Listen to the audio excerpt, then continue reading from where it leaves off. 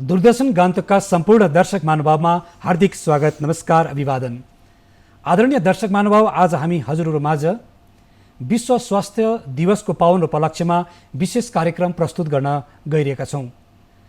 प्रत्येक वर्षको 7 तारिक अप्रेलको दिन हामी वर्ल्ड हेल्थ डे अर्थात् विश्व स्वास्थ्य दिवस पालन गर्दछौँ र यो दिवस पालन गर्नुको मूल उद्देश्य पनि यही हुन सक्छ कि प्रत्येक नागरिकहरूलाई स्वास्थ्य सम्बन्धी सजग गराउनु अनि सचेत गराउनु। त यो दिवसको के महत्त्व छ अनि यो कहिलेदेखि पालन गर्न सुरु गरियो र प्रत्येक वर्षको आफ्नो आफ्नो थीम राखिएको हुन्छ र यो 2021 सालको के थीम रहेको छ र हाम्रो राज्य सिक्किममा स्वास्थ्य क्षेत्रमा अझ के कस्ता प्रकारका व्यापक कार्यक्रमहरू सञ्चालन हुँदै आएका छन् र हुनेछन् र भावी रणनीति के कस्तो प्रकारको रहेको छ स्वास्थ्य विभागको आदि बारे पनि हामी चर्चा आजको यस कार्यक्रममा गर्नेछौँ। आज हामीसित हुनुहुन्छ सिक्किम सरकारको स्वास्थ्य विभाग अन्तर्गत राष्ट्रिय स्वास्थ्य मिसनका संयुक्त निर्देशक डाक्टर मदनमणि ढकालज्यू, हजुरलाई स्वागत, नमस्ते। र विशेष हाम्रा दर्शक महानुभावले हजुरबाट विशेष आजको विश्व स्वास्थ्य दिवसको पावन उपलक्ष्यमा विशेष जानकारी लिनको निम्ति चासोमा बस्नुभएको छ र यो दिवसको के महत्त्व छ, यो कहिलेदेखि पालन गर्न सुरु गरियो, यसको ऐतिहासिक पृष्ठभूमि हजुरबाट प्रथममा केलाउन। अघि तपाईँले भनिहाल्नुभयो 1948 को 7 अप्रेलमा विश्व स्वास्थ्य सङ्गठनको स्थापना भएपछि 1950 को 7 अप्रेलदेखि हाम्रो हरेक वर्ष स्थापना दिवसको अवसरमा हामी यो दिवस मनाउँछौँ है। वर्ल्ड हेल्थ डे भनिन्छ,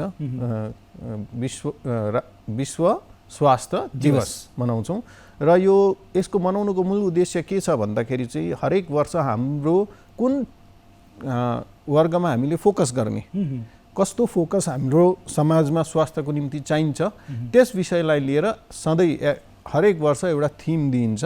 जस्तै कोही बेला तपाईँको म्याटर्नल एन्ड चाइल्ड हेल्थ भनिन्छ है, जच्चा र बच्चाको स्वास्थ्यको लागि, कोही बेला नानीहरूको लागि, कोही बेला मेन्टल हेल्थको लागि, कोही बेला क्लाइमेट चेन्जको लागि हरेक वर्ष आफ्नो आफ्नो स्पेसिफिक थिम गरेर त्यो एरियामा पनि काम गर्नुपर्छ भनेर एउटा निर्देशिका जस्तो हर विश्वका सबै राष्ट्रहरूमा त्यो निर्देशिका पुगोस् भन्ने उद्देश्यले पनि हाम्रो यो विश्व स्वास्थ्य सङ्गठनले विश्व स्वास्थ्य दिवस मनाउने गर्छ।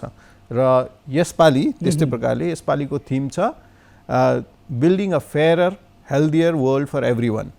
अब यो भन्नाले नै सबैले बुझिहाल्नुहुन्छ, फेयरर भनेको समानुपातिक, सबैलाई बराबरी, निष्पक्ष र हेल्दियर भनेको सुस्वास्थ्यले भरिएको हाम्रो विश्वको निर्माण हामीले गर्नुपर्छ, त्यसको लागि हामी सबै अघि बढ्नुपर्छ भन्ने एउटा थिम चाहिँ यो 2021 को छ। अच्छा, निष्पक्ष ढङ्गले सुस्वास्थ्य संसारको निर्माण गरौँ भन्ने यस वर्षको थिम रहेको छ। एउटा कुरा गरौँ सर, 1995 सालमा एउटा महत्त्वपूर्ण थिम राखेको थियो जुन समयमा पोलियो उन्मूलन गरौँ भनेर राखेको थियो र त्यस थिम अन्तर्गत त्यो कार्यक्रममा भारत सरकार लागि पर्यो होइन, र पछि गएर हाम्रो भारतवर्षबाट नै त्यो पोलियोलाई हटाउने काम भयो र अहिले यसको परिणाम सकारात्मक पाइएको छ। र यो वैश्विक स्तरबाट जुन अहिले थिम राखेको छ कि निष्पक्ष रूपमा सुस्वास्थ्य एउटा विश्वको निर्माण गरौँ भन्ने छ र यो क्षेत्रमा पनि अब हामीले समग्रमा निष्पक्ष ढङ्गले सुस्वास्थ्य संसारको निर्माण कसरी गर्ने त?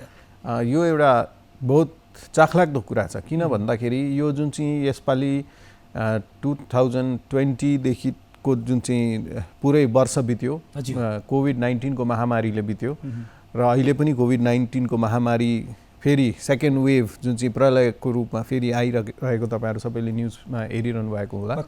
र यसलाई हेर्दाखेरि चाहिँ के चाल पाइयो भन्दाखेरि चाहिँ स्वास्थ्यको सम्बन्धमा विकसित देशहरूमा पनि जो अलिकति निम्न स्तरका मानिसहरू छ उहाँहरूलाई चाहिँ यो कोभिड-19 को जुन पेन्डेमिक भयो र यसको जुन बिमारी भयो यसले चाहिँ उहाँहरूलाई हार्डेस्ट हिट गर्यो।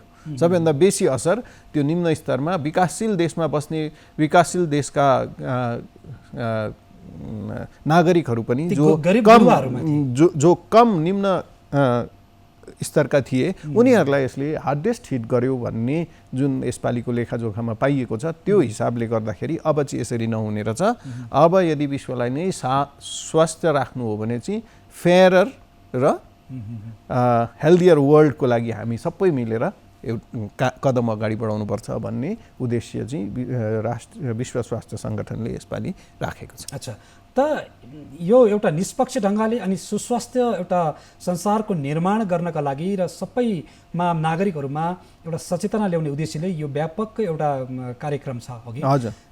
यसलाई कसरी सन्तुलनमा ल्याएर अगाडि बढाउने त? कस्ता व्यापक रूपमा यसलाई अगाडि बढाउने त? अब यसमा चाहिँ के हुन्छ भन्दाखेरि यो जुन विश्व स्वास्थ्य सङ्गठनको थिम छ यसमा चाहिँ जो पोलिसी मेकर्सहरू छन्, लिडर्सहरू छन्, स्वास्थ्य को क्षेत्रमा काम गर्ने अग्रणी लिडर्सहरू जो पनि हुनुहुन्छ उहाँहरूको एक्सपर्टहरू सबै बसेर एउटा राष्ट्रिय स्तरमा अन्तर्राष्ट्रिय स्तरमा एउटा गेम प्लान बनिन्छ। अब एउटा प्लान बनिन्छ।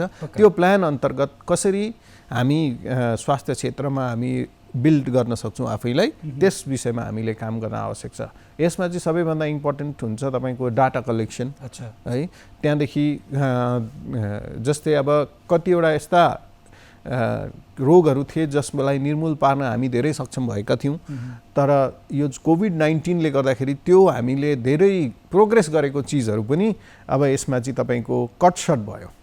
त्यो चाहिँ तपाईँको अलिकति हामी त्यसमा पिछाडियौँ। अच्छा, भनेपछि एक्लो देशले मात्रै आफैलाई स्वास्थ्य बनाउन सक्ने रहेछ भन्ने कुरा पनि यसपालि थाहा भयो। भ्याक्सिनकै कुरा गरेर हेरौँ भने पनि ठुला देशहरू विकसित देशहरूमा भ्याक्सिन बनियो, त त्यो भ्याक्सिन के जो कम विकसित देशहरू छन् जसले भ्याक्सिन पाउन सक्दैनन् उनीहरूकोमा त्यो भ्याक्सिन पुग्यो कि पुगेन भन्दा कम्ती जग्गा पुग्यो। जस्तै भारतले आफ्नो भ्याक्सिन बनायो, धेरै जग्गा हाम्रो देशले दिन यसपालि सक्षम बन्यो, तर यही कुरा अरू देशहरूले के यसलाई रेप्लिकेट गरे, यसलाई दोहोऱ्याए, यसको कुनै उदाहरण हामीले पाउन सकेका छैनौँ। यसको मतलब के हुन्छ भन्दाखेरि चाहिँ धनी देशहरूले पनि जो असक्षम देशहरू छन् उनीहरूलाई पनि स्वास्थ्यको क्षेत्रमा मद्दत दिनुपर्छ। जस्तै कोभिड-19 को यसपालि प्रकोप चलिरहेको छ भने टेस्टिङ किट्सको खाँचो होला, आरटिपिसिआर किट्सको खाँचो होला, भ्याक्सिनको खाँचो होला, कुनै देशलाई भेन्टिलेटर्सको खाँचो होला। यो सब चिजमा सक्षम देशहरूले असक्षम देशहरूलाई सहयोग पुर्यायो भने मात्र विश्व नै स्वास्थ्य रूपले खडा हुन सक्छ। नभए चाहिँ यसलाई सारा समग्रमा सबै विश्वलाई नै स्वास्थ्य बनाउन नसकिने परिस्थिति आउने छ। किन भन्दा बिमारी कहीँ पनि उब्ज्यो भने त्यो डल्लै विश्वभरि फैलिन सक्ने सम्भावना त हामीले यो कोभिड-19बाट देख्न सक्यौँ। त्यसै कारण मेरो देशमा छैन, फलानु देशमा छ, त्यसै कारण म चुप्प लागेर बस्दा हुन्छ, यसलाई मैले केही नगर्दा हुन्छ भन्ने जुन चाहिँ हाम्रो धारणा स्वास्थ्यको सम्बन्धमा छ त्यसलाई चाहिँ अब हामीले बदलिने आवश्यकता परेको छ। अच्छा, र यसका लागि के कस्ता प्रकारका प्रोग्राम्स एन्ड पोलिसिसहरू बनाइएको होला? यसको लागि चाहिँ अब हामीले कहाँ फोकस गर्नुपर्ने, त्यसको लागि डेटा कलेक्सन, त्यहाँदेखि एउटा के अरे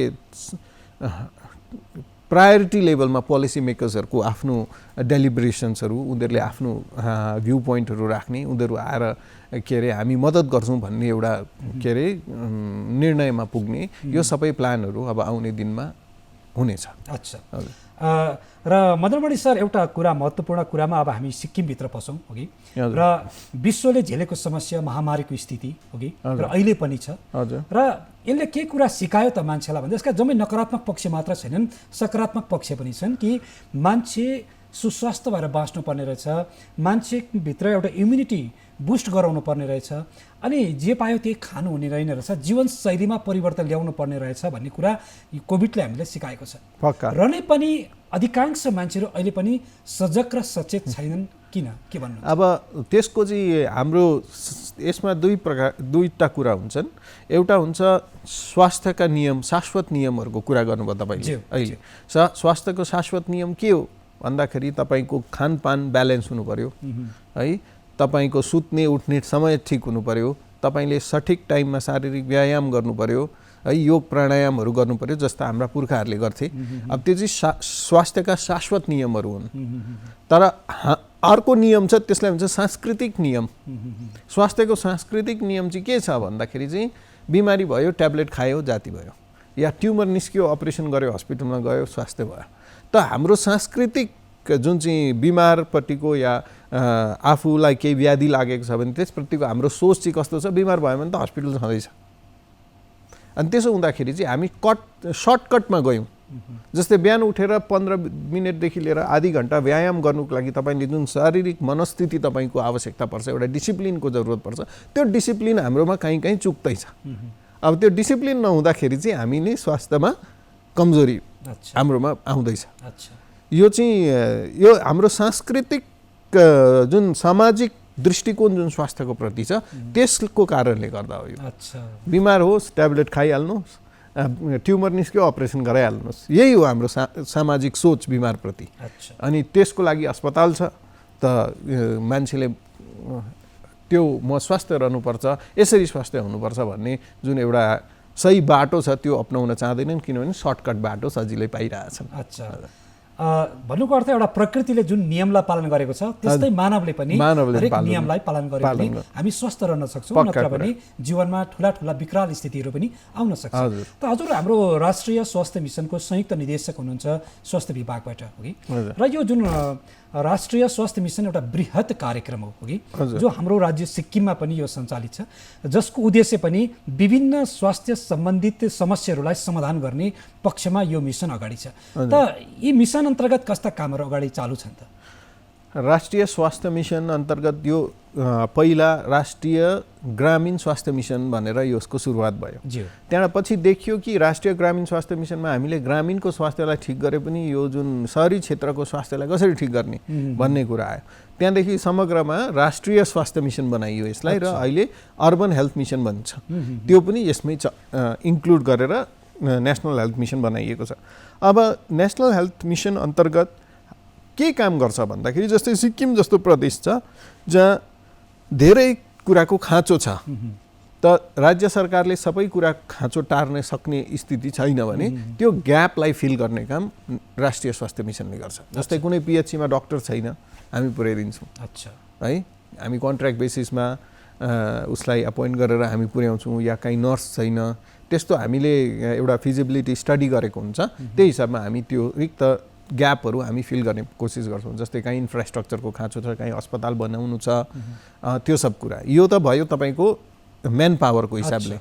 अर्को हुन्छ इन्फ्रास्ट्रक्चरको पनि कुरा भनिहालेँ, हामी हस्पिटलहरू बनाउँछ। अर्को चाहिँ हाम्रो प्रोग्रामहरू चल्छ, त्यो प्रोग्राम चाहिँ धेरैवटा छ। जस्तै तपाईँको नेसनल हेल्थ मिसन अन्तर्गत अहिले आयुष्मान भारत योजना भन्ने एकदम अहिले नयाँ कन्सेप्ट छ। त्यसमा चाहिँ अब हामी बिमारी, पहिला राष्ट्रिय स्वास्थ्य मिसनले इन्फ्रास्ट्रक्चरमा ध्यान दियो 5 वर्ष, त्यहाँदेखि म्यान पावरमा ध्यान दियो। अब चाहिँ राष्ट्रिय स्वास्थ्य मिसनको के छ भन्दाखेरि चाहिँ अब चाहिँ हामीलाई आउटकम चाहियो। हामीले यत्रो इन्भेस्ट गऱ्यौँ, हामीले यत्रो लगानी गरेपछि त्यसको केही आउटकम अब आउनुपर्छ भनेर अब चाहिँ हामी आउटकम ओरिएन्टेड कामहरू गर्दैछौँ। जस्तै तपाईँको आयुष्मान भारत अन्तर्गत यो PMJAY योजना छ, प्रधानमन्त्री जन आरोग्य योजना, PMJ योजना। यसमा चाहिँ तपाईँको जो BPL क्याटेगोरीका मानिसहरू छन् उहाँहरूलाई 5 लाख रुपियाँको हेल्थ इन्सुरेन्सको व्यवस्था छ, यो पनि आयुष्मान भारत अन्तर्गत छ। अर्को छ कम्प्रिहेन्सिभ प्राइमेरी हेल्थ केयर। यसमा चाहिँ के छ भन्दाखेरि चाहिँ हामी प्रायः जस्तो जुन बिमारी छ हामी सबैले अस्पताल हेर्छौँ, अस्पतालको ठुलो डक्टर हेर्छौँ, तर अस्पतालको ठुलो डक्टरले आइसबर्ग अफ द डिजिज भन्छ। त्यो के अरे हिउँको ठुलो हिमखण्ड चाहिँ समुद्रमा मतलब बगिरहँदाखेरि हामीले जुन देखेको टुप्पो हुन्छ त्यो टुप्पो मात्रै अस्पतालको बिमारी हो। त्यो मुनि डुबेको भाग जुन चाहिँ छ त्यो हाम्रो समाजमा छ। त्यो समाजमा भएको बिमारी जुन चाहिँ छ चलिरहेको, त्यसलाई चाहिँ कसरी हामीले नियन्त्रण गर्ने कि त्यो टुप्पो कम्ती देखिने भन्ने जुन अवधारणा छ त्यो चाहिँ हाम्रो पब्लिक हेल्थ डेलिभरी सिस्टम भन्छ, जन स्वास्थ्य योजना अन्तर्गत है। र त्यसमा चाहिँ हामीले के गर्छौँ भन्दाखेरि चाहिँ अहिले तपाईँको धेरैवटा राष्ट्रिय स्तरका कार्यक्रमहरूको सुरुवात गरिएको छ। जस्तै यो कम्प्रिहेन्सिभ प्राइमेरी हेल्थ केयर भने, जसमा हाम्रो हरेक प्राइमेरी हेल्थ सब सेन्टरमा एकजना मिड लेभल हेल्थ प्रोभाइजर जो चाहिँ ANM र डक्टर बिचको है, उसकोमा हामीले उसलाई 6 महिनाको ब्रिज कोर्स गराएर इन कम्युनिटी हेल्थ, सामाजिक स्वास्थ्यमा 6 महिनाको ब्रिज कोर्स गराएर सिक्किमका हरेक प्राइमेरी हेल्थ सब सेन्टरमा उहाँहरूको नियुक्ति गरेका छौँ। जस्तो हामी MLHP पनि भनिन्छ। त उहाँहरूलाई हामीले नियुक्ति गरेका छौँ। त्यो नियुक्तिले के हुन्छ भन्दाखेरि उहाँहरू चाहिँ त्यो डल्लै एरियाको उहाँ हेल्थ म्यानेजर हुन्छन् र उहाँहरूले धेरैवटा बिमारीको बारेमा उहाँलाई एक्स्ट्रा ट्रेनिङ पनि दिएको हुन्छ र उहाँको र डक्टरको बिचमा ग्याप जुन चाहिँ छ त्यसलाई उहाँहरूले फुलफिल गर्नुहुन्छ। एक अर्को हामीले टेलिमेडिसिन सर्भिसेस पनि सुरुवात गर्ने कोसिसमा छौँ। जस्तै एउटा पिएचसीमा डक्टरले भन्यो उसलाई ब्लड प्रेसर छ कोही मरिजलाई, गाउँको कुनै टाढा गाउँको मान्छे, अब ऊ फेरि त्यो दबाई सकिएर फर्केर डक्टरकोमा आएर बिपी नपाएर फेरि इभ्यालुएट गरेर जाँदा त उसको आउट अफ पकेट एक्सपेन्स हुन्छ, उसको एक दिन खर्च हुन्छ, त्यहाँबाट गोजीबाट पैसा पनि लाग्छ, दबाई पनि किन्नुपर्छ। त यो सबै चिजलाई समग्रमा हामीले के गर्ने भन्दाखेरि चाहिँ टेलिमेडिसिन सर्भिसेस, त्यो एमएलएचपीले उसको सब सेन्टरमा त्यो ब्लड प्रेसर नाप्छ, डक्टरसँग उसको पिएचसीको डक्टर या डिस्ट्रिक्टको या एउटा टाइम बाँधेको डक्टरसँग उसको वार्तालाप हुन्छ, लाइभ भिडियो, र त्यहाँ डक्टरले भन्छ के हेरिस् के हेऱ्यो के हेरेनौ है। त्यहाँदेखि उसको डक्टरले भनेअनुसार एमएलएचपीले त्यो पेसेन्टको जाँच गरेर अनि उसको दबाई दिने अनि त्यहाँबाटै उसलाई मुफ्त है सित्तैमा उसलाई चाहिने जति दबाई हामीले प्रोभाइड गर्ने, हामीले दिने भन्ने छ। अनि 22 वटा यस्ता टेस्टहरू छन्, जस्तै ब्लड सुगर भयो, त्यहाँदेखि तपाईँको बिएमआई क्यालकुलेसन भयो, ब्लड प्रेसर भयो, त्यस्तै 22 वटा जुन चाहिँ बिमारीहरू छन् त्यो चाहिँ सब सेन्टरमै हामीले टेस्ट गर्न सक्ने भन्ने पनि एउटा प्रोग्राम हामीले चलाउँदैछौँ। यो राष्ट्रिय स्वास्थ्य मिसनको कम्प्रिहेन्सिभ प्राइमेरी हेल्थ केयर अन्तर्गत सिपिएचसी, यो सेकेन्ड भयो। तेस्रो छ हाम्रो स्कुल हेल्थ प्रोग्राम। स्वास्थ्य विभाग र शिक्षा विभाग मिलेर नानीहरूलाई नै सानैदेखि स्वास्थ्य सम्बन्धी क्षेत्रमा जागरुक गराउनुको लागि हरेक स्कुलमा 2 जना हेल्थ एम्बेसेडरको नियुक्ति गरिएको छ। टिचरहरू जो चाहिँ सक्षम छन्, इन्ट्रेस्टेड छन्, ती टिचरहरूलाई भोलिन्टरीली हामीले नियुक्ति गरेर उहाँहरूलाई हामीले ह्यान्ड्स अन ट्रेनिङ दिएर त्यहाँबाट उहाँको मुनि हेल्थ 2 जना केटा 2 जना केटी नानीहरूलाई पनि उहाँहरूले ट्रेनिङ दिनुहुन्छ र हरेक सप्ताहमा कमसेकम 2 पिरियड स्वास्थ्यको लागि पनि ती नानीहरूलाई स्कुलमा पिरियड हुन्छ। त्यसो हुँदाखेरि नानीहरूमा पनि स्वास्थ्य सम्बन्धी विकास हुन्छ।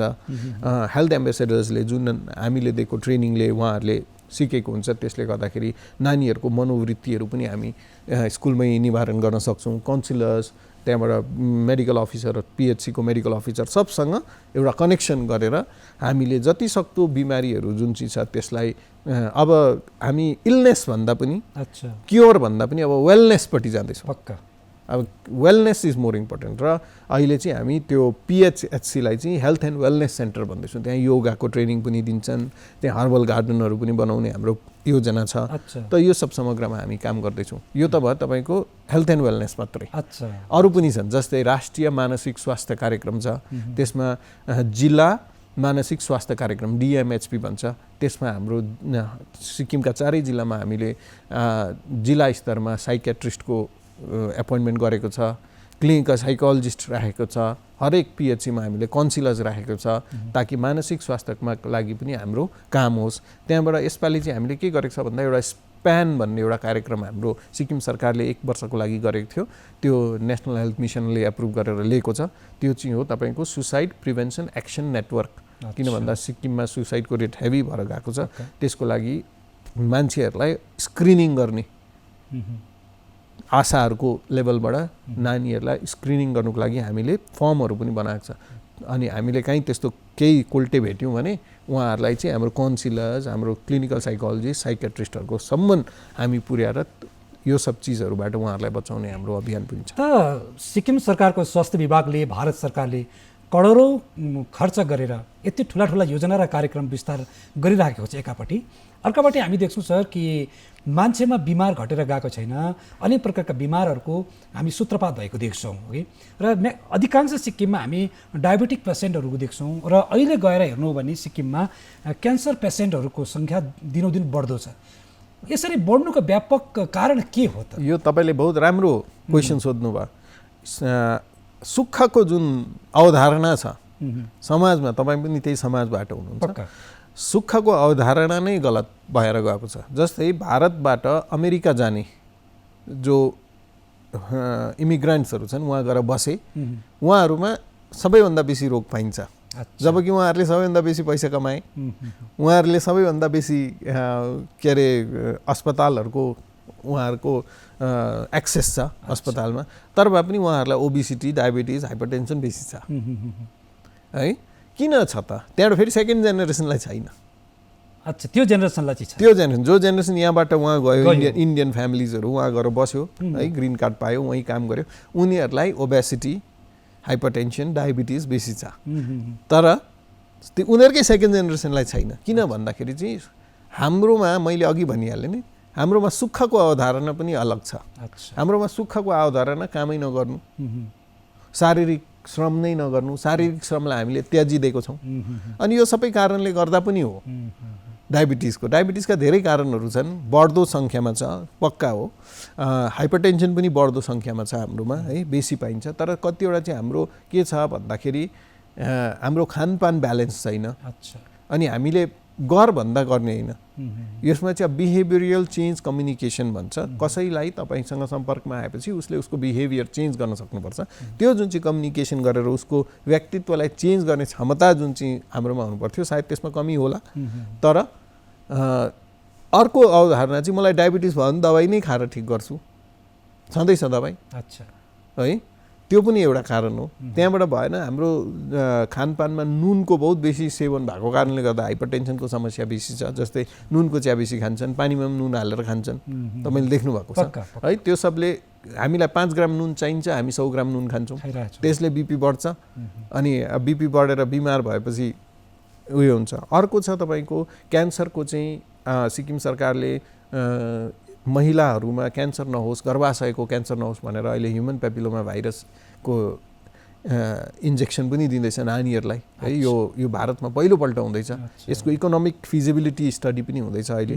र हामी देशकै पहिलो राज्य हौँ जहाँ हामीले ह्युमन पेपिलोमा भाइरस इन्फेक्सनको इन्जेक्सन हाम्रो नानीहरूलाई लाउँदैछौँ। त्यहाँदेखि भएन, हाम्रो जुन खानपानमा जुन स्मोक मिटहरू हामी खान्छौँ है, यो पोलेर खाने मासुहरूको चलन छ, मिठो लाग्छ सबैलाई। त्यो खाँदा जिब्रोले त स्वाद लिन्छ, पछि गएर त्यसको जुन दुष्परिणाम हुन्छ त्यो भोग्दाखेरि मात्रै हामीलाई मैले गलत गर्दैछु भन्ने थाहा हुन्छ। हाम्रोमा अझै पनि यो सचेतना छैन। जस्तै हरेक यो के अरे यो तम्बाकुको प्रोडक्टहरूमा बाहिर लेखेको हुन्छ, सब थोक गरेको हुन्छ, तर मानिसलाई त्यो लतबाट बाहिर निस्किन सकिरहेको छैन। अब त्यो सब चिजको लागि त समय लाग्छ, तर हामी प्रयासमा त छौँ। यतापट्टि दबाई औषधिको वितरण गर्नु र मात्र नगरेर उनीहरूमा एउटा सचेतना फैलाउन पर्ने आवश्यकता देखिन्छ नि, ताकि मानिसहरू जागरुक बन्न सकेदेखि अहिलेको जेनेरेसनलाई हजुरले भने जस्तो जसो जेज भए पनि आउने भावी सन्तानलाई, हाम्रा बालबच्चालाई त एउटा सही दिशा दिनुपर्ने, सुस्वस्थ दिनुपर्ने। त्यसको लागि हामी प्रयासरत छौँ। काउन्सिलरले, मेडिकल अफिसरले, आशाले, एमएलएचपीले, एएनएमले हामी सबै लागेर यसप्रति हामी कोसिसमा छौँ। तर हाम्रा नागरिकहरूको पनि यो दायित्व बन्छ। Health is a individual responsibility पनि भनिन्छ। किनभने मैले स्वास्थ्य रहनुको लागि मैले नै काम गर्नुपर्छ। डक्टरले तपाईँलाई दबाई दिन सक्छ, राम्रो एडभाइस दिन सक्छ, तर एडभाइस मान्ने काम त त्यो मान्छेको हो या जो आउँदैछ स्वास्थ्यको लागि। र हामीले इन्डिभिजुअलाइज्ड गर्दाखेरि चाहिँ स्वास्थ्यमा जुन डिसिप्लिन चाहिन्छ त्यो विकास गर्नका लागि चाहिँ हाम्रो जुन हेल्थको फ्रेटर्निटी छ त्यो पनि आफै पनि हेल्दी हुनु आवश्यक छ भनेर चाहिँ अहिले फिट हेल्थ वर्कर क्याम्पेन पनि चलिरहेछ। हामीले भन्छ हेल्थको मान्छे पनि त हेल्दी हुनु पर्यो। पक्का। त्यसकारण हामी जति स्वास्थ्य कर्मीहरू छौँ हामी सबैको सालमा एकखेप फिट हेल्थ वर्कर को छ त्यसको कम्पिटिसन हुन्छ आजकल। त त्यसरी पनि हामी प्रेरणा दिने कोसिस गर्छौँ। विशेष आजका हाम्रा युवा पिँढी नै भोलिका हाम्रो देशका उज्जवल नक्षत्र मानिन्छ र उनीहरूको अवस्था के छ सिक्किममा? कतिको स्वास्थ्य पाइन्छ त? हाम्रो युवा जुन नानीहरू छन् उहाँ त्यसमा एनिमियाको हामीले देखेको छ। विशेष छोरी नानी? विशेष छोरी छोरा दुईजनामै छ है। नानीहरूमा एनिमिया छ अनि स्त्रीहरूमा पनि एनिमियाको समस्या अहिले देखा परेको छ। हामी कोसिसमा छौँ, हामी दबाई पनि दिइरहेका छौँ, तर पनि यसको एउटा व्यापक फेरि स्टडी गर्नुपर्छ कि जस्तो हाम्रो सोचमा छ। अनि हाम्रो फोकस जुन चाहिँ छ, हाम्रो फोकस जहिले पनि अस्पतालमा छ। समस्या त्यो छ किन यस्तो भयो भने हामी जहिले पनि राम्रो भनेको हुनु या हेल्थ भनेको अस्पताल भन्ने जुन एउटा हाम्रो दिमागमा पसेको छ, यसबाट हामी बाहिर ननिस्किन्जेलसम्म चाहिँ यो सब चिजको निवारण हुन अलिक गाह्रो पर्छ। अच्छा, किन भन्दाखेरि चाहिँ तपाईँको अस्पतालमा गएपछि तपाईँको रोगका लागि दबाई मात्रै दिने हो, तर तपाईँको जुन बिहेभियर चेन्ज गराउनको लागि तपाईँलाई कति एउटा स्वास्थ्य कर्मीसँग तपाईँको सम्पर्क हुनुपर्छ, त्यसमा चाहिँ जनस्वास्थ्य कर्मीको आवश्यकता पर्छ।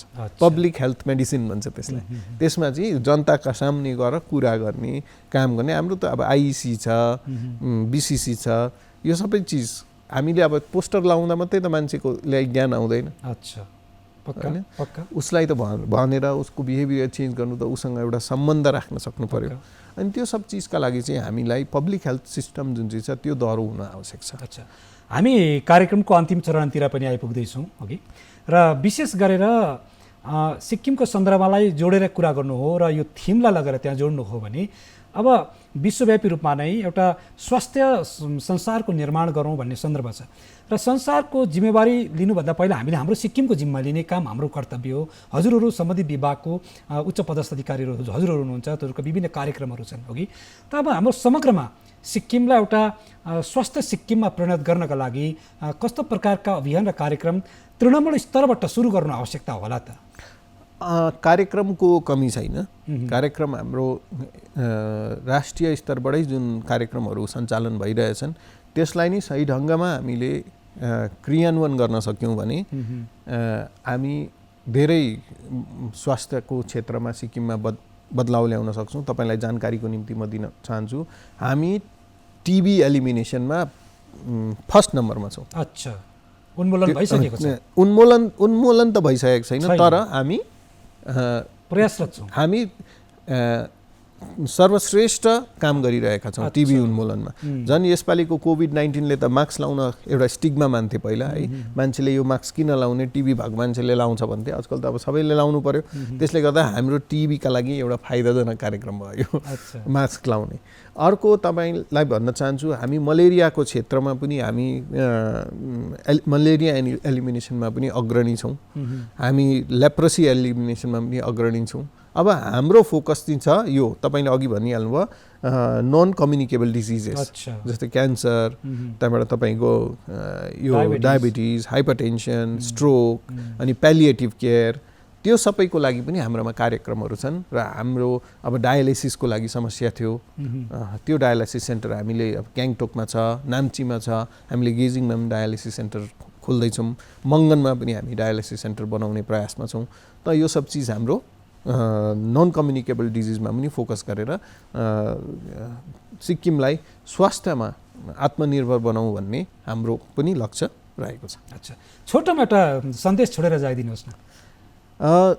स्वास्थ्यमा म त सधैँ भन्ने गर्छु, स्वास्थ्य रहनका लागि हाम्रा पुर्खाहरूले उहिलेदेखि नै सिकाएको कुरो छ र त्यही श्लोक भनेर म यो कार्यक्रम समाप्त गर्नु भन्नुहुँदैछ त्यो गर्न चाहन्छु।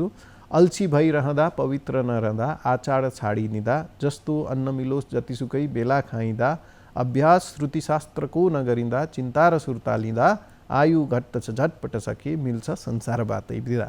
त स्वास्थ्य रहनु हो भने चाहिँ यति 8 काम नगर्नु भनेर हाम्रा पुर्खाहरूले उहिलेदेखि भनेका छन्। यदि हामीले यही नै पालन गऱ्यौँ भने पनि हामी स्वस्थ रहन्छौँ। हजुर, त आज हामीले हाम्रो वर्ल्ड हेल्थ डेको पावन उपलक्ष्यमा अर्थात् विश्व स्वास्थ्य दिवसको पावन उपलक्ष्यमा हजुरसित बसेर यतिको चर्चा गर्न पायौँ। आदरणीय दर्शक महानुभाव, हाम्रो जीवन अति नै अमूल्य छ। संसारको सबैभन्दा श्रेष्ठ धन भनेको हाम्रो स्वास्थ्य हो र सुस्वास्थ्य जीवनको निम्ति यहाँले जुन श्लोकबद्ध रूपमा भन्नुभयो कि हामीले उठ्ने बस्ने हाम्रा प्रत्येक दिनचर्याहरू नियमित हुनु पर्यो, अनुशासित हुनु पर्यो।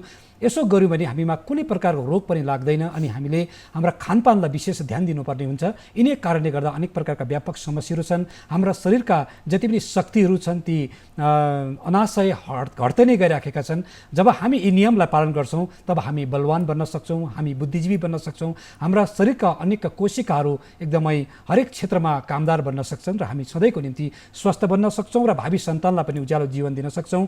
तपाईँहरू सबैलाई हार्दिक शुभकामना सुस्वास्थ्यको चढाउँदै आज हाम्रो कार्यक्रम यही विसर्जन गर्न चाहन्छौँ। हामीलाई जानकारी दिनुभयो डाक्टर मदनमणि ढकालज्यूले, जो सिक्किम सरकारको स्वास्थ्य विभाग अन्तर्गत राष्ट्रिय स्वास्थ्य मिसनका संयुक्त निर्देशक हुनुहुन्छ।